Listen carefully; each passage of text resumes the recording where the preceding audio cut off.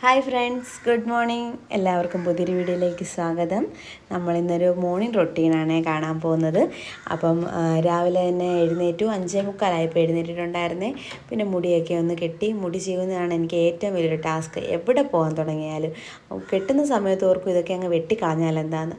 പിന്നെ അച്ഛനും മോനും തൊടാൻ സമ്മതിക്കാത്തത് കൊണ്ടാണ് വെട്ടാതെ ഇത്ര നാളും വെച്ചുകൊണ്ടിരിക്കുന്നത്. പക്ഷേ എനിക്ക് ഇഷ്ടമാണ് കേട്ടോ എൻ്റെ മുടി. പിന്നെ കെട്ടുന്ന സമയത്തുള്ളൊരു ബുദ്ധിമുട്ട് മാത്രമേ ഉള്ളേ. പിന്നെ രാവിലെ അങ്ങ് അടുക്കളയിലങ്ങ് കയറി, പിന്നെ ചപ്പാത്തി മുട്ടക്കറി ഉണ്ടാക്കാമെന്ന് കരുതി. അപ്പോൾ കയ്യിലൊരു ബാൻഡേജ് അങ്ങ് ഒട്ടിക്കുവാണേ. കയ്യെ കെട്ടിയിരുന്ന സാധനം രാത്രിയിൽ എവിടെയോ അഴിഞ്ഞു പോയി. പിന്നെ ഞാനത് കണ്ടില്ല. അപ്പോൾ പിന്നെ ഞാൻ ഓർത്തു ബാൻഡേജ് ഒട്ടിച്ച് കഴിഞ്ഞാൽ പിന്നെ അവിടെ ഇവിടെയും തട്ടാതെയും വെള്ളം നനയാതെയൊക്കെ അങ്ങ് ഇരുന്നോളുമല്ലോ. അപ്പോൾ പിന്നെ മുട്ടക്കറി ഉണ്ടാക്കാൻ വേണ്ടിയിട്ട് സവാള അരിയാൻ വേണ്ടിയിട്ട് കയ്യുറ എടുത്ത് കയ്യിലിട്ടപ്പോൾ കൈ കയറുന്നില്ല. കൈക്ക് നീര് വെച്ചിട്ടുണ്ട്, അതുകൊണ്ട് കയറാൻ പാടായിരുന്നു. അപ്പോൾ പിന്നെ ഞാൻ അല്ലാതെ തന്നെ അങ്ങ് അരിഞ്ഞുകൊണ്ടിരുന്നപ്പോഴാണ് ഓർത്തത് മുട്ട അങ്ങ് പുഴുങ്ങാനിട്ടാൽ അരിഞ്ഞ് കഴിയുമ്പോഴത്തേക്ക് അത് വെന്ത് കിട്ടുമല്ലോ. അങ്ങനെ മുട്ട പുഴുങ്ങാനുള്ള പാത്രം തപ്പി നടക്കുവാണേ. അങ്ങനെ പിന്നെ മുട്ടയൊക്കെ പുഴുങ്ങാനിട്ടു. ഞങ്ങൾക്ക് 3 പേർക്കും മതിയല്ലോ, ശ്രീമോൻ അങ്ങനെ കഴിക്കത്തില്ല. അങ്ങനെ പിന്നെ മുട്ട പുഴുങ്ങാനിട്ട് കഴിഞ്ഞ് പിന്നെ സവാള അരിയാനായിട്ട് നിന്നു. അപ്പോൾ പിന്നെ ഞാനങ്ങ് ചോപ്പർ എടുത്ത്, എനിക്ക് അരിയാൻ പാടാണ്, ഇപ്പോഴും കൈ ഓക്കെ ആയി വന്നിട്ടില്ല കേട്ടോ. അപ്പോൾ പിന്നെ ഞാൻ ചോപ്പറിലങ്ങ് അരിഞ്ഞ് വെക്കാമെന്ന് കരുതി. അതിന് നല്ല കുരുകുരാന്ന് അരിഞ്ഞ് കിട്ടും കേട്ടോ. അത് മുട്ടക്കറിക്ക് അത് നല്ല ടേസ്റ്റുമാണ്. എനിക്കത് ഇഷ്ടമാണ് അങ്ങനെ അരിയുന്നത്. നമ്മൾ മുട്ട പൊരിക്കാനൊക്കെ അറിയത്തില്ലേ, അതുപോലെ. അങ്ങനെ പിന്നെ അതിലിട്ട് തിരിക്കാനും മറിക്കാനും നോക്കിയപ്പോൾ ഒരുപാട് നാളായി ഞാനിതൊക്കെ ഉപയോഗിച്ചിട്ട്. അപ്പോൾ അതിൻ്റെ ഒരു മിസ്റ്റേക്ക് ഉണ്ടായിരുന്നു. പിന്നെ അത് ശരിയായി, അതങ്ങ് അരിഞ്ഞെടുത്തു. അത് കഴിഞ്ഞ് പിന്നെ ഞാൻ കാശിയല്ല, അച്ചു വിളിച്ചായിരുന്നു കേട്ടോ. കാശി എന്നാ വായി വരുന്നത്. അച്ചു വിളിച്ചായിരുന്നേ. എൻ്റെ അനിയനാണ്. എന്നെ അറിയാവുന്നവർക്കെല്ലാം അച്ചുവിനെ അറിയാമല്ലോ. അപ്പം അച്ചു വിളിച്ചിട്ട് പറഞ്ഞു അവൻ്റെ ഒരു ഫ്രണ്ട് മരിച്ചു, കൊല്ലത്താണ്. അപ്പം ഞങ്ങൾ ഇങ്ങോട്ട് വന്നുകൊണ്ടിരിക്കുവാന്ന് പറഞ്ഞു. അപ്പം ഞാൻ മുട്ടയുടെ എണ്ണം അങ്ങ് കൂട്ടിയിട്ടുണ്ട്. അവർക്ക് ബ്രേക്ക്ഫാസ്റ്റ് കൊടുക്കാൻ നേരത്തെ 3 പേരുണ്ടെന്ന് പറഞ്ഞു വരാനും. അപ്പോൾ പിന്നെ മുട്ടക്കറിയും ചപ്പാത്തിയും അവർക്കും ഉണ്ടാക്കിയാൽ കഴിക്കുമല്ലോ. അച്ചുവിനും അതാണ് ഇഷ്ടം, ചപ്പാത്തിയാണ് ഇഷ്ടം. ചപ്പാത്തിക്ക് പിന്നെ മുട്ടക്കറി, ചിക്കൻ കറി അതേതായാലും കുഴപ്പമില്ല, അവൻ കഴിച്ചോളും. 4 നേരം അവന് ചപ്പാത്തി കൊടുത്താലും അവൻ കഴിക്കും. ഇപ്പോൾ എറണാകുളത്തായതുകൊണ്ട് ഫുഡൊന്നും കറക്റ്റ് സമയത്തൊന്നും കഴിക്കുന്നില്ല. ഒരു നേരമൊക്കെ ഒരു ദിവസം കഴിക്കുന്നതെന്നാണ് പറയുന്നത്. ഇവിടെ വന്ന് നിന്ന് ജോലിക്ക് പോകാൻ പറഞ്ഞാൽ അവന് ഒരു തരത്തിൽ കേൾക്കത്തുമില്ല. അവൻ്റെ ഫ്രണ്ട്സ് എല്ലാം അവിടെയാണ്, അതുകൊണ്ട് അവൻ അവിടെ നിന്നോളാമെന്നും പറഞ്ഞ് എറണാകുളത്താണേ. അങ്ങനെ പിന്നെ ഞാൻ വേഗം തന്നെ കുക്കറിലങ്ങ് മുട്ടക്കറി വെക്കാമെന്ന് കരുതി. അതാകുമ്പോൾ കൂടെ നിൽക്കണ്ടല്ലോ, വരട്ടാനൊക്കെ ആയാലും. ഇതാകുമ്പോൾ കുക്കറിലാകുമ്പോൾ ഒരു വിസിലടിച്ചാൽ മതിയെന്നും പറഞ്ഞ് അങ്ങനെ ഞാൻ മുട്ടക്കറിക്കുള്ളത് വെച്ചു. അത് കഴിഞ്ഞ് പിന്നെ അരി അങ്ങ് തിളപ്പിച്ച് വെക്കാൻ പോവുകയാണേ. അപ്പം അരി തിളപ്പിച്ച് വെക്കാൻ വേണ്ടിയിട്ട് അരി കഴുകാൻ പോയി, വെള്ളം എടുത്ത് വെച്ചിട്ടുണ്ടായിരുന്നു. അങ്ങനെ അരി കഴുകി ഇട്ടു. അത് കഴിഞ്ഞപ്പോഴത്തേക്ക് മുട്ടയുടെ സവാളയെല്ലാം വരണ്ട് വന്നിട്ടുണ്ടായിരുന്നു. അത് പിന്നെ മസാലയെല്ലാം ഇട്ട് ഒന്ന് വരട്ടി വെള്ളമൊക്കെ ഒഴിച്ച് സവാള കിടന്ന് വേവട്ടെന്ന് കരുതി അതെല്ലാം വെച്ചു. കറിക്കകത്തൊരു മുട്ട ഇട്ടിട്ടില്ല കേട്ടോ. മുട്ട അവിടെ വെള്ളത്തിൽ കിടക്കുന്നതേ ഉള്ളൂ. ഞാനപ്പോൾ ഇതെല്ലാം ഒന്ന് വേവിച്ച് വെച്ച് കഴിഞ്ഞിട്ട് പതുക്കെ പോയി മുട്ടയുടെ തോടെല്ലാം കളഞ്ഞ് പൊളിച്ചെടുത്താൽ മതിയല്ലോ എന്നും കരുതി ഇരിക്കുമായിരുന്നേ. അപ്പോൾ പിന്നെ ഏട്ടൻ വന്നു. ഏട്ടനോട് ഞാൻ പറഞ്ഞു കാശിയെ വിളിക്കണേ, കാശി വിളിച്ച് ഉണർത്ത്, അച്ചുമൊക്കെ വരും, അവൻ പോകുന്നതിന് മുമ്പ് വരുവാണെന്നുണ്ടെങ്കിൽ കണ്ടിട്ട് പോകാമല്ലോ റെഡിയായി നിന്ന് കഴിഞ്ഞാൽ. അല്ലെങ്കിൽ പിന്നെ എനിക്കും ധൃതിയാവും, അവരെ എനിക്ക് ശ്രദ്ധിക്കാൻ പറ്റത്തില്ല. അതുകൊണ്ട് വേഗം റെഡി ആവാൻ പറഞ്ഞ്. പിന്നെ ഞാൻ മുട്ടക്കറിക്കകത്തിൽ ഇച്ചിരി തക്കാളിയുടെ സോസ് ഒഴിച്ചിട്ടുണ്ടായിരുന്നു കേട്ടോ. തക്കാളിക്ക് അരിഞ്ഞിടാനുള്ളൊരു സമയമില്ലാത്തതുകൊണ്ടാണ് സോസ് ഇട്ടത്. അത് കഴിഞ്ഞിട്ട് വേഗം തന്നെ ചപ്പാത്തി അങ്ങ് ചൂടാക്കി എടുക്കും. അതിൻ്റെ ഇടയ്ക്ക് ഞാൻ പോയി മുട്ട പൊളിച്ചിട്ടുണ്ടായിരുന്നു. അങ്ങനെ മുട്ടയെല്ലാം കറിക്കകത്ത് ഇട്ടു, അതും അടച്ച് വെച്ചു. അത് കഴിഞ്ഞ് പിന്നെ ചപ്പാത്തി അവന് കഴിക്കാനുള്ളതും കൊണ്ടുപോകാനുള്ളതും മാത്രമേ ഞാനിപ്പോൾ ചൂടാക്കുന്നുള്ളേ. അവർ വന്നതിന് ശേഷം ചൂടോടെ അവർക്ക് ഉണ്ടാക്കി കൊടുക്കാമെന്ന് കരുതി. അങ്ങനെ പിന്നെ അവന് ലഞ്ച് ബോക്സിലോട്ട് കൊണ്ടുപോകാനുള്ളതെല്ലാം അങ്ങ് ആക്കി അതെല്ലാം ഞാൻ മുറിച്ചിട്ട് കൊടുക്കുന്നുണ്ട് കേട്ടോ, കുഞ്ഞിനെ എടുത്ത് കഴിക്കാനുള്ള എളുപ്പത്തിന്. ചൂടോടെ ഇരിക്കുമ്പോൾ നല്ലതായിട്ട് മുറിഞ്ഞു വരും. ഉച്ചയാകുമ്പോഴത്തേക്ക് തണുത്ത് പോയി കഴിഞ്ഞാൽ പിന്നെ അത് മുറിഞ്ഞു വരാൻ പാടല്ലേ, അതുകൊണ്ട് ഞാനതെല്ലാം മുറിച്ചിട്ടിട്ടുണ്ടായിരുന്നു. അങ്ങനെ പിന്നെ അവന് ടൈം ടേബിളെല്ലാം നോക്കി വെക്കണമായിരുന്നു. ഇന്ന് ഞാൻ വൈകിട്ട് ചെയ്ത് വെക്കുന്നതാണ്. ഇന്നലെ പിന്നെ കൊച്ചച്ഛൻ്റെ വീട്ടിൽ പോയിട്ടുണ്ടായിരുന്നു. അന്നേരം അവിടുന്ന് വന്നപ്പോഴത്തേക്ക് ശ്രീമോൻ ഉറങ്ങി. പിന്നെ അവൻ്റെ കൂടെ ഞാനും അങ്ങ് കയറി കിടന്നു. അല്ലെങ്കിൽ പിന്നെ അവൻ ഉണർന്നു കഴിഞ്ഞാൽ പിന്നെ ഉറങ്ങത്തില്ല. അതുകൊണ്ട് പിന്നെ ഞങ്ങൾ ഇന്നലെ ഒന്നും പിന്നെ ചെയ്തില്ല. രാത്രി വന്നിട്ട് അങ്ങ് കിടക്കുമായിരുന്നു. ഏട്ടൻ കുറച്ച് സമയം TV ഒക്കെ കണ്ടിട്ടാണ് ഏട്ടൻ കിടന്നത്. പക്ഷേ ഇതെല്ലാം എൻ്റെ ഡ്യൂട്ടിയാണ്. അങ്ങനെ പിന്നെ ടൈം ടേബിളെല്ലാം പറക്കി വെച്ചു. അത് കഴിഞ്ഞപ്പം ബോക്സിൽ നോക്കിയപ്പോൾ പെൻസിലിന് 2 മുനയില്ലാതിരിക്കുന്നു. അപ്പം മിസ്സ് പറഞ്ഞിട്ടുണ്ട് ഇവർക്ക് കട്ടർ കൊടുത്ത് വിടരുത്, നമ്മൾ തന്നെ വീട്ടിൽ വെട്ടി 2 or 3 പെൻസിൽ കൊടുത്ത് വിടണമെന്ന്. അങ്ങനെ ഞാൻ വെച്ചെടുത്ത് സാധനം കാണാതെ ഞാൻ തപ്പി നടന്നു. പിന്നെ കാശി അത് ഇരുന്നിടത്തു തന്നെ അവൻ എടുത്തുകൊണ്ട് തന്നു. അവൻ വെച്ചതായതുകൊണ്ട് കറക്റ്റായിട്ട് അവൻ ആ കസേരയിൽ നിന്ന് അത് എടുത്തുകൊണ്ട് തന്നു. അങ്ങനെ പിന്നെ ഞാൻ പെൻസിലെല്ലാം വെട്ടി ബോക്സ് വെച്ചിട്ട് പിന്നെ ലഞ്ച് കിറ്റിലോട്ട് ലഞ്ച് ബോക്സും വെള്ളമൊക്കെ അങ്ങ് എടുത്ത് വെക്കുക കേട്ടോ. അപ്പോൾ അത് വെച്ച് കഴിഞ്ഞിട്ട് അന്നേരം എല്ലാം ഞാൻ പറയുന്നുണ്ട്, മോനെ പല്ല് തേക്ക്, കഴിക്കണം, കുളിക്കണം എന്നെല്ലാം പറയുന്നുണ്ട്. കുറേ നേരം വായിട്ട് അലച്ച് കഴിഞ്ഞപ്പോൾ പിന്നെ പോയി പല്ല് തേക്കാൻ പോയി. രാവിലെ അവരൂടെ വരുന്നെന്ന് പറഞ്ഞ് എൻ്റെ ധൃതി ആയതുകൊണ്ട് ഞാൻ ചായ പോലും ഇട്ടില്ലായിരുന്നു കേട്ടോ. പിന്നെ എല്ലാവരും എഴുന്നേറ്റ് വന്നതിന് ശേഷമാണ് ഞാൻ ചായ ഇടാൻ പോയത്. അങ്ങനെ കുറച്ച് പാല് തിളച്ച് പോവുകയും ചെയ്തു. പിന്നെ കാശിക്ക് ബൂസ്റ്റ് എടുത്തു, ഏട്ടന് ചായ എടുത്ത് ഒന്നരിച്ച് പിന്നെ ആറ്റുകയും കൂടെ ചെയ്തിട്ട് പിന്നെ ഏട്ടൻ്റെ ചായ ഞാൻ കൊണ്ട് കൊടുക്കാൻ പോയി കേട്ടോ. പാല് തിളച്ച് തൂകിയത് ഞാൻ കൈയോടെ തന്നെ അങ്ങ് തുടച്ചിട്ടിട്ടുണ്ടായിരുന്നേ. അല്ലെങ്കിൽ പിന്നെ ഉണങ്ങിക്കഴിഞ്ഞാൽ പിന്നെ അത് ഒട്ടിപ്പിടിച്ചൊക്കെ ഇരിക്കും. അങ്ങനെ പിന്നെ അത് തുടച്ച് അപ്പം അങ്ങനെ ചായ എടുത്ത് കാശിക്കാണെങ്കിൽ പാല് തണുക്കാൻ വേണ്ടിയിട്ട് ഒഴിച്ച് വെള്ളത്തിൽ എടുത്ത് വെച്ച് കേട്ടോ. അത് വേഗം അങ്ങ് തണുത്ത് കിട്ടും. അപ്പോൾ പിന്നെ അവന് വേഗം അങ്ങ് വലിച്ച് കുടിക്കാമല്ലോ. എൻ്റെ ശ്രീമോൻ എല്ലാം നോക്കിക്കൊണ്ടിരിക്കുമോ. ഇതുവരെ കുഞ്ഞിനെ ഞാനൊന്ന് മൈൻഡ് ചെയ്ത പോലും ഇല്ല. ഇവനെ വിട്ട് തരാതെ എനിക്കിനി ഒന്നും നടക്കത്തില്ല. അവനെ എടുത്തു പോയി കഴിഞ്ഞാൽ പിന്നെ അവൻ എൻ്റെ കയ്യിൽ നിന്ന് പോകത്തില്ല. അതുകൊണ്ട് ഞാൻ അവനെ ശ്രദ്ധിക്കാതെ ഞാൻ അങ്ങോട്ടും ഇങ്ങോട്ടും എല്ലാം പോവുക. എന്നിട്ടും ആ കുഴപ്പമില്ലാതൊക്കെ ഇരുന്ന് കേട്ടോ കുറേ നേരമൊക്കെ. അങ്ങനെ കാശി കഴിച്ചൊക്കെ കഴിഞ്ഞിട്ട് കാശി കുളിക്കാനായിട്ട് കയറി. അപ്പോൾ എണ്ണ തേക്കാതാണേ കുളിക്കാൻ കയറിയത്. ഞാനപ്പോൾ പുറകെ ചെന്നിട്ട് ഞാൻ എണ്ണയൊക്കെ തേച്ച് കൊടുത്തു. അത് കഴിഞ്ഞ് ഞാൻ പിന്നെ കാശിയല്ല ശ്രീമോന് അച്ചു ഇത് മൂന്നും തിരിച്ചും മറിഞ്ഞും പോകും കേട്ടോ എനിക്ക്. അങ്ങനെ പിന്നെ ശ്രീമോനെ കൊണ്ട് ഏട്ടൻ്റെ കൈ കൊടുത്തിട്ട് ഞാൻ കയറ്റി കാശി ഞാൻ കുളിപ്പിച്ചു കേട്ടോ. കുളിപ്പിച്ചിറക്കിക്കൊണ്ട് വന്നപ്പോഴേ ക്യാമറ കണ്ടപ്പോഴേ പറയുന്നു, അമ്മ എനിക്ക് നാണം കേട്, എൻ്റെ ഫ്രണ്ട്സ് എല്ലാം കാണുന്നതാണേ, അമ്മ എൻ്റെ ഇതൊന്നും ഊരല്ലേ എടുക്കല്ലേ. ഞാൻ പറഞ്ഞു, മോൻ ഇപ്പുറത്തെ സൈഡിലോട്ട് നിൽക്കുക, ഒന്നും കാണത്തില്ല, മോൻ നിൽക്കെന്നും പറഞ്ഞുകൊണ്ട് എന്തായാലും വേഗം അങ്ങ് റെഡിയാക്കും. എന്നിട്ടും ഇടയ്ക്കൊക്കെ തിരിഞ്ഞും മാറി നോക്കുന്നുണ്ട് വല്ലതും കാണുന്നുണ്ടോ എന്നൊക്കെ. അങ്ങനെ പിന്നെ റെഡിയാക്കി. ഞാൻ പറഞ്ഞു ഷൂവും സോക്സും ഒക്കെ ഹാളിൽ ചെന്നിട്ട് ഇടാം, മോൻ അങ്ങോട്ട് ചെല്ലാൻ പറഞ്ഞേ. അങ്ങനെ പിന്നെ ഞങ്ങൾ ഇങ്ങോട്ട് വന്നപ്പോഴത്തേക്ക് ഏട്ടൻ പറഞ്ഞു പത്രം വന്നിട്ടുണ്ട്, മോനിങ്ങ് എടുത്തുകൊണ്ട് പോകാമെന്ന് പറഞ്ഞു. അപ്പോൾ പത്രത്തിൻ്റെ ഫ്രണ്ടിൽ കുറച്ച് ഓഫറും കാര്യങ്ങളൊക്കെ മൈജിയുടെ ഉണ്ടായിരുന്നു. ഞാനപ്പോൾ അതൊക്കെ നോക്കുക.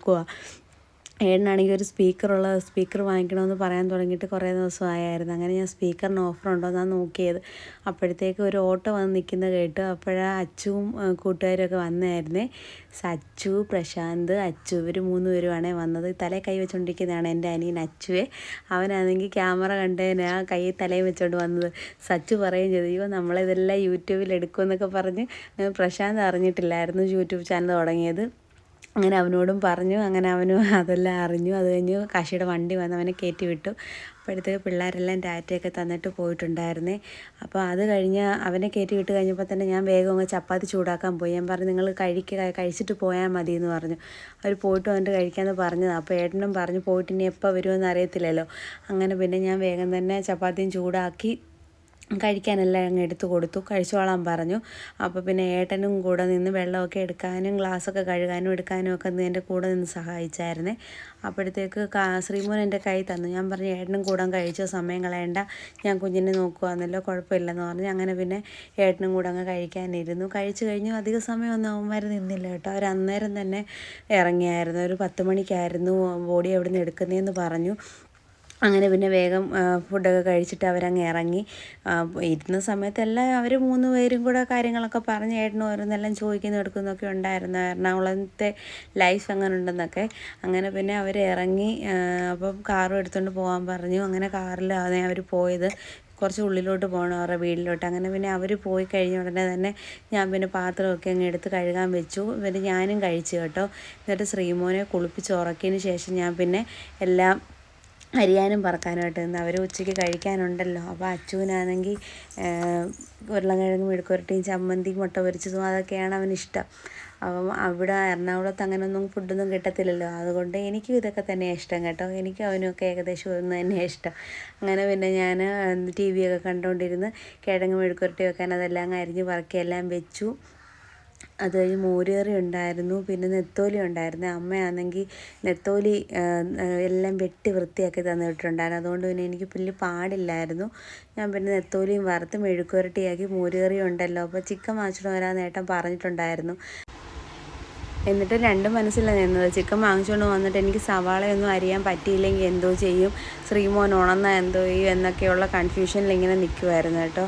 എന്തായാലും ഏട്ടൻ പറഞ്ഞ് പോകാൻ തുടങ്ങുമ്പോഴത്തേക്ക് ഞാൻ എന്തായാലും വാങ്ങിച്ചുകൊണ്ട് തന്നിട്ടേ പോകത്തുള്ളൂ എന്നൊക്കെ പറഞ്ഞ് നിന്ന്.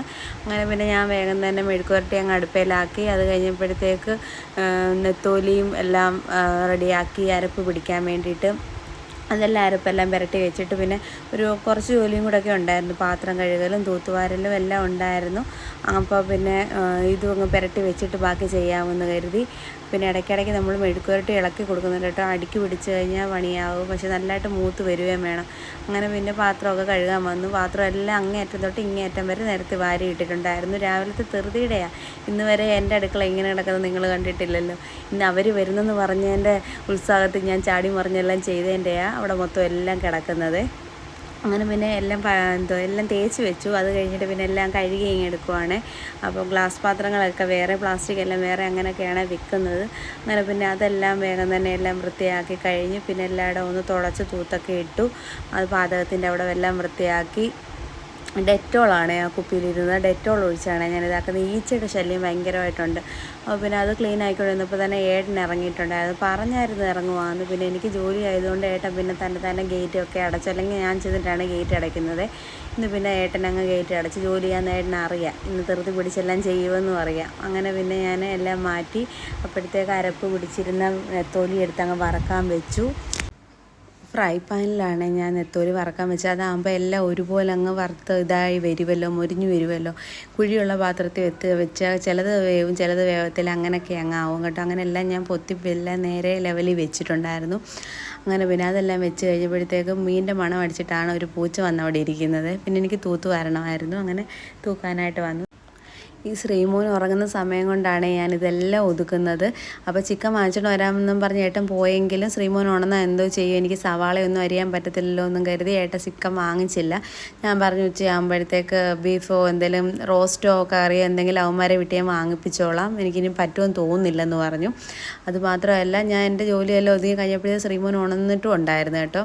അപ്പോൾ പിന്നെ ഞാൻ അടുക്കളപ്പണിയെല്ലാം കഴിഞ്ഞിട്ട് ഞാൻ എല്ലാം തൂത്ത് വരാമെന്നും കരുതി എല്ലാം തൂത്ത് വാരി ഇട്ടു.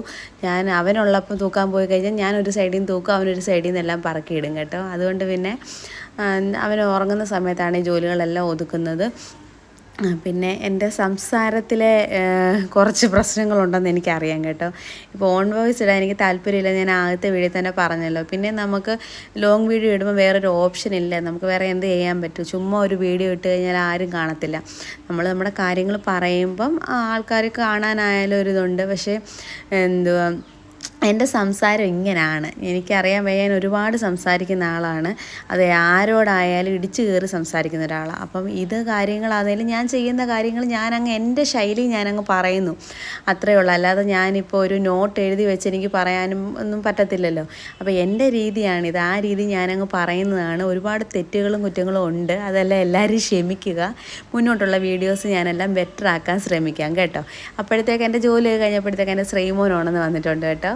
അപ്പോൾ അവനെ എടുത്തുകൊണ്ടാണ് ഇനി ബാക്കി കാര്യങ്ങൾ. ജോലിയെല്ലാം ഒതുക്കിയല്ലോ, ഇനിയിപ്പോൾ TV കാണുക, വേറെ ഒന്നുമില്ല. അപ്പോൾ ഇന്നത്തെ വീഡിയോ ഇത്രയേ ഉള്ളൂ. എന്നെ സപ്പോർട്ട് ചെയ്യുന്ന എല്ലാവർക്കും നന്ദിയുണ്ട്. എല്ലാവരും സബ്സ്ക്രൈബ് ചെയ്തുകൂടെ സഹായിക്കുക. Thank you.